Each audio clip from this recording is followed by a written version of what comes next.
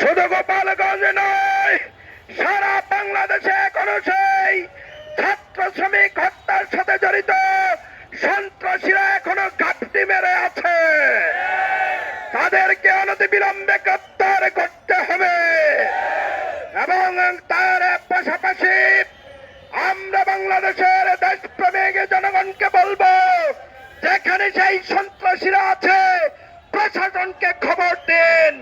যদি প্রশাসনে ব্যর্থ হয় আমাদেরকে খবর দেবে।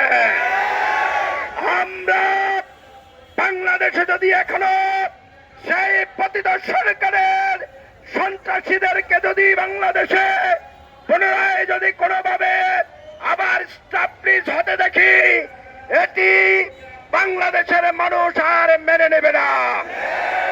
এজন্য যেখানে সন্ত্রাসীদেরকে পাওয়া যাবে ঐক্যবদ্ধভাবে তাদেরকে ধরে তাদের বিরুদ্ধে লড়াই সংগ্রাম করতে হবে।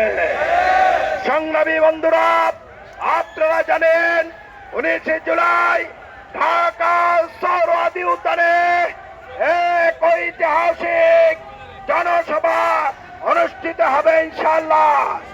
সেই জায়গায় আপনাদের দাওয়াত এবং আগামীকালকে মিশনে পাড়া থেকে শান্তিপূর্ণভাবে সেই জাতীয় সমাবেশকে স্বাগত জানিয়ে আমাদের এক মিছিল র্যালি অনুষ্ঠিত হবে।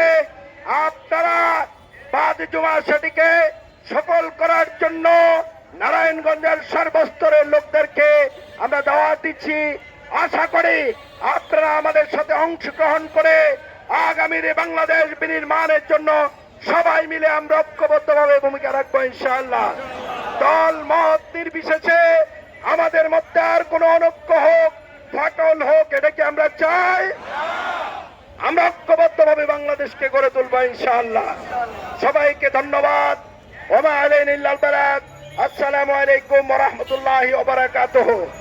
আরো যেহেতু কয়েকটি দলের রাজনৈতিক দলের যেহেতু এখানে মিটিং চলছে, আপনারা শান্তিপূর্ণভাবে যার যার অবস্থানে চলে যাবেন।